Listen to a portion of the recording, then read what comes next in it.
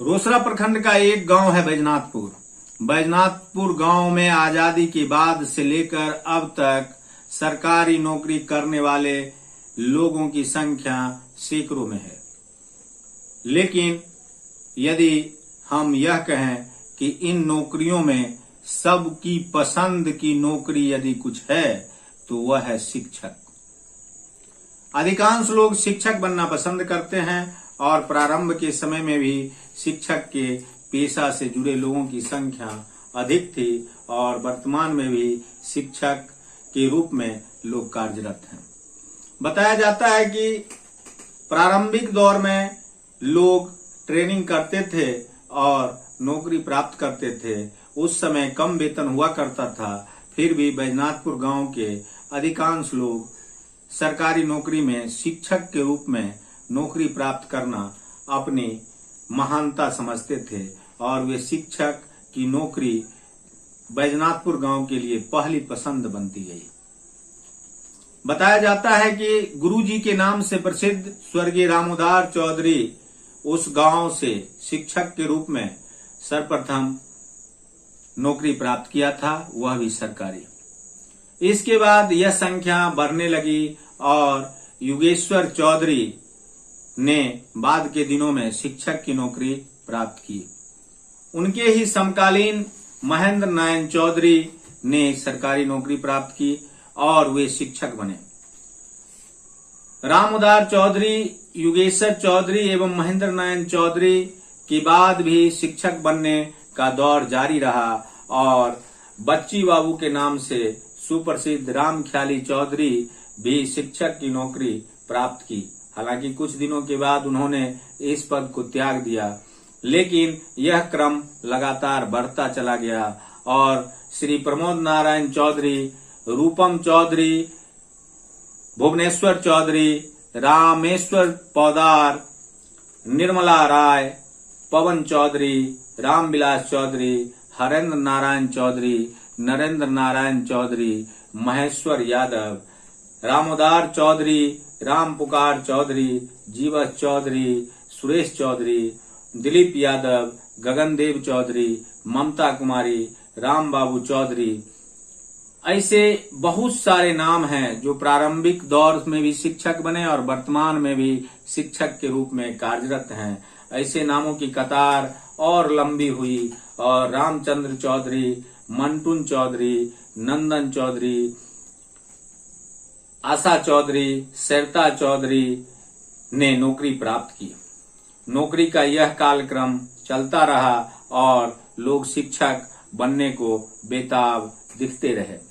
इस दौरान मनीष कुमार चौधरी, जो पति पत्नी दोनों नौकरी में हैं और सरकारी नौकरी में, वही मनीष कुमार चौधरी के सगे भाई हरीश कुमार चौधरी की पत्नी भी नौकरी में है।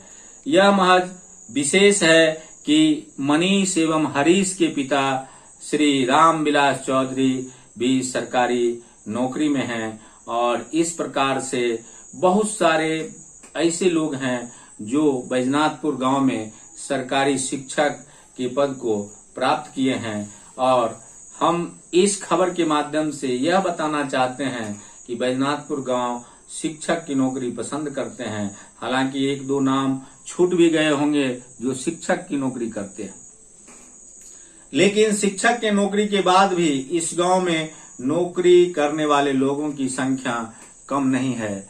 इस क्रम को जारी रखने वालों में श्रद्धानंद चौधरी जो VLW हुए थे, गुणेन्द्र नारायण चौधरी जो कोऑपरेटिव में मैनेजर के पद से अवकाश ग्रहण कर चुके हैं, वहीं स्वर्गीय बालेश्वर पौदार, महेश कमती, मणिभूषण चौधरी, गोपाल चौधरी, कन्हैया चौधरी आदि कृषि, डेयरी, रेलवे आदि पदों पर कार्य कर रहे हैं।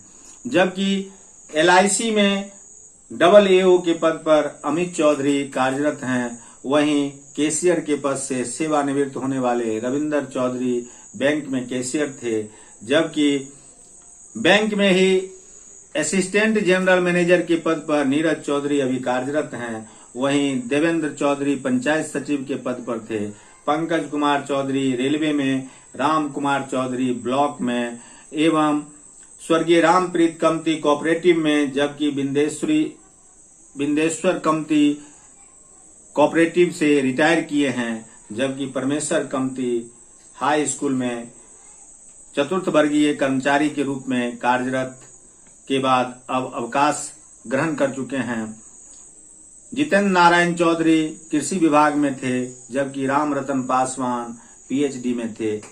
इसके अलावे भी प्राइवेट कॉलेज में भी बहुत सारे लोग कार्यरत हैं, जबकि संबद्ध कॉलेज में भी बहुत सारे लोग शिक्षक के पद पर कार्यरत हैं। इनमें प्रोफेसर रामाश्रय यादव, मदन यादव,